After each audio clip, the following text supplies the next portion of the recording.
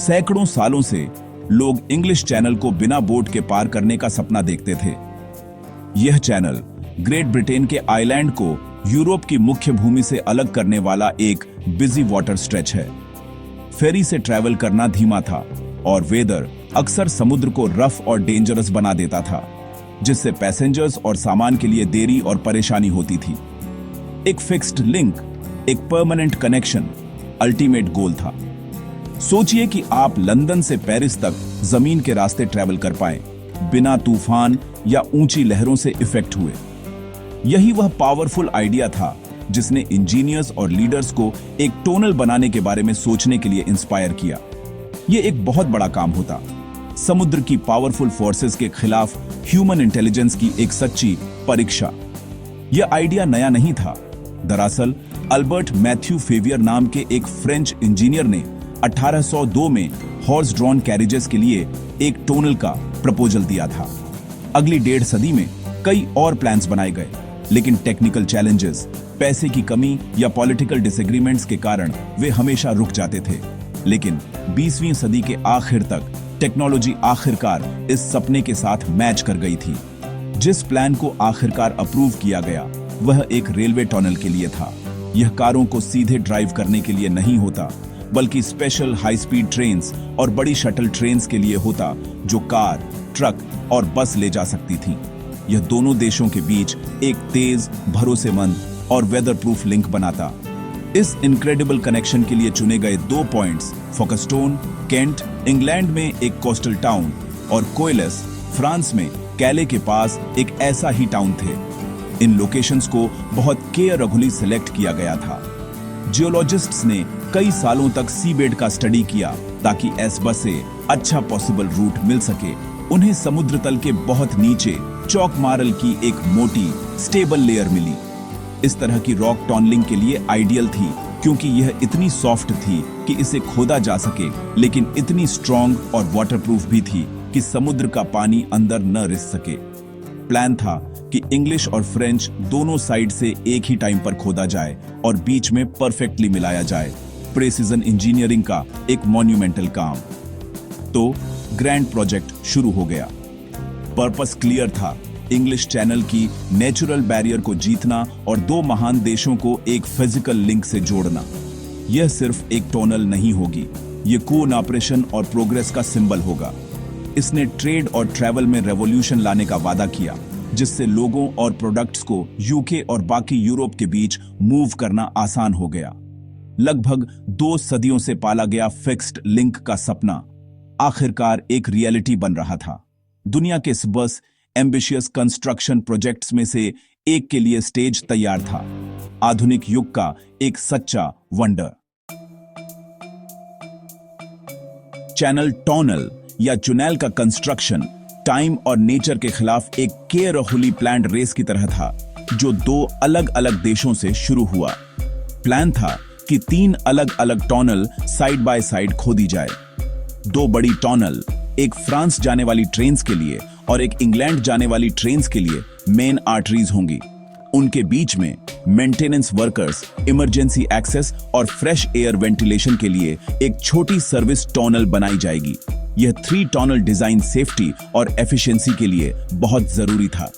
असली चैलेंज यह था कि इंग्लैंड से खुदाई करने वाली टीम्स और फ्रांस से खुदाई करने वाली टीम्स समुद्र के नीचे ठीक बीच में मिलें।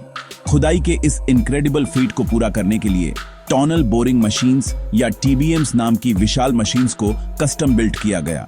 ये सिर्फ सिंपल ड्रिल्स नहीं थी, ये पहियों पर बनी अंडरग्राउंड फैक्ट्रीज की तरह थी। हर टीबीएम 2 फुटबॉल फील्ड जितनी लंबी और 1000 टन से ज्यादा वजनी थी। सामने एक विशाल रोटेटिंग कटिंग हेड था, जो सुपर हार्ड टंगस्टन कटर से ढका था, जो चौक रॉक को चबा सकता था। जैसे ही कटिंग हेड घूमता था, यह रॉक को छोटे टुकड़ों में पीस देता था, जिसे फिर एक कन्वेयर बेल्ट सिस्टम पर ले जाया जाता था, जो टनल के एंट्रेंस तक फैला हुआ था। यह खुदाई और मलबे को हटाने की एक कंटीन्यूअस प्रोसेस थी। शक्तिशाली कटिंग हेड के पीछे टीबीएम का बाकी हिस्सा दूसरे जरूरी काम करता था। जैसे जैसे मशीन आगे बढ़ती थी, पावरफुल हाइड्रोलिक आर्म्स विशाल घुमावदार कंक्रीट सेगमेंट्स उठाते थे और उन्हें एक सर्कल में रखते थे, जिससे एक वाटरप्रूफ रिंग बनती थी।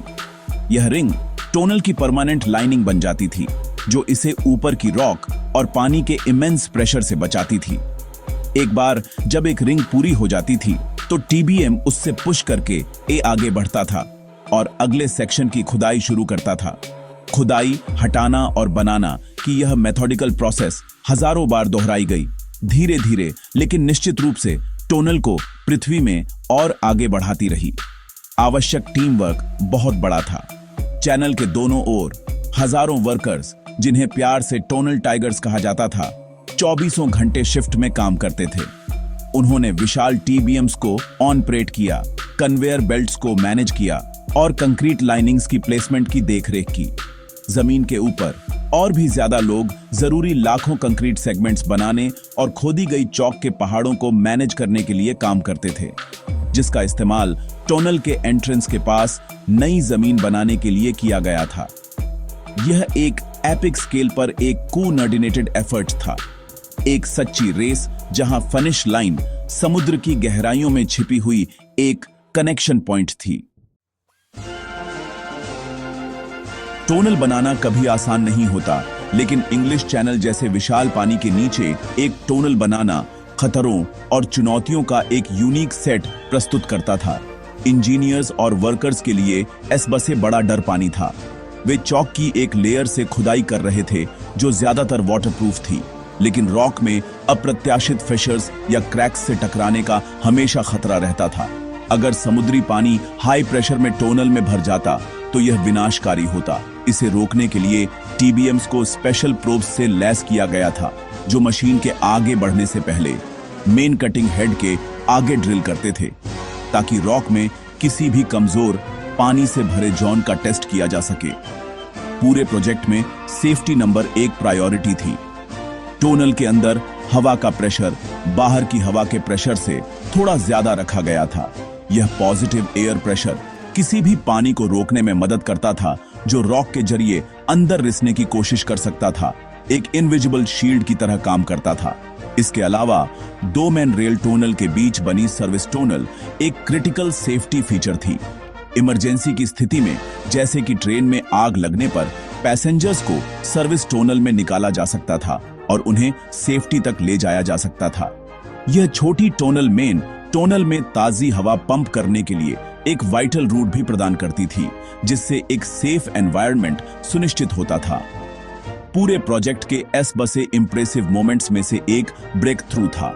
विपरीत छोरों से कई सालों की खुदाई के बाद वह पल आया जब इंग्लिश और फ्रेंच टीम्स मिलने वाली थीं।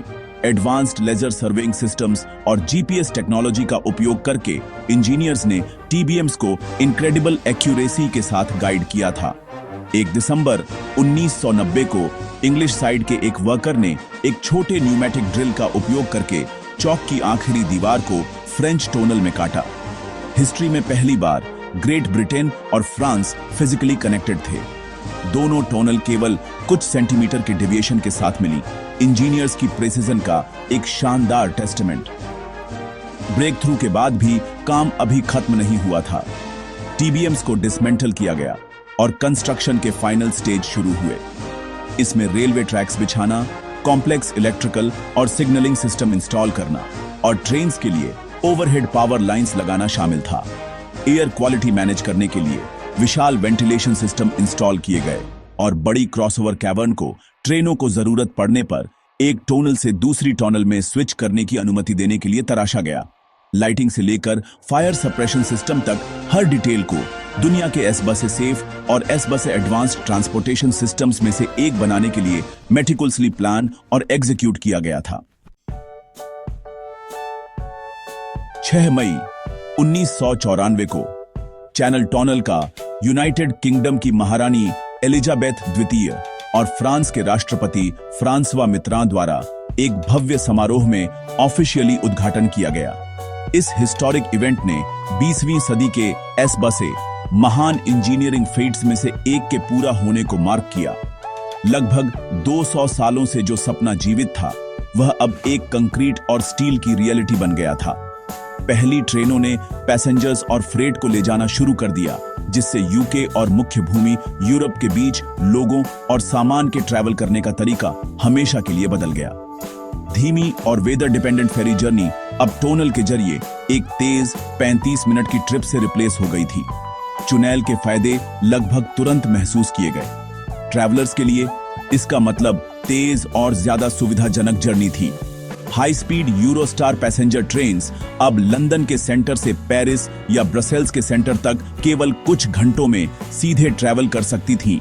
बिजनेसेस के लिए ले शटल फरेट ट्रेन्स ने सामान को ट्रांसपोर्ट करने का एक भरोसेमंद तरीका प्रदान किया।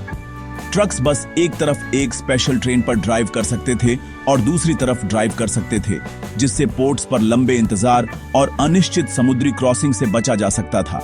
इसने ट्रेड को बढ़ावा दिया और सप्लाई चेन्स को ज्यादा एफिशिएंट बनाया, जिससे पूरे कॉन्टिनेंट में इकोनॉमिक टाइज मजबूत हुए। चैनल टनल इंटरनेशनल कून ऑपरेशन और एम्बिशियस इंजीनियरिंग के जरिए क्या हासिल किया जा सकता है, इसका एक पावरफुल सिंबल है। इसमें दो देशों के संयुक्त स्किल्स, रिसोर्सेज और ड्रीड संकल्प की जरूरत थी ताकि भारी बाधाओं को दूर किया जा सके। इस प्रोजेक्ट ने टेक्नोलॉजी की सीमाओं को आगे बढ़ाया, खासकर टोनल बोरिंग और प्रेसिजन सर्वेइंग में। American Society of Civil Engineers ने इसे आधुनिक दुनिया के 7 अजूबों में से एक घोषित करके इसके महत्व को पहचाना।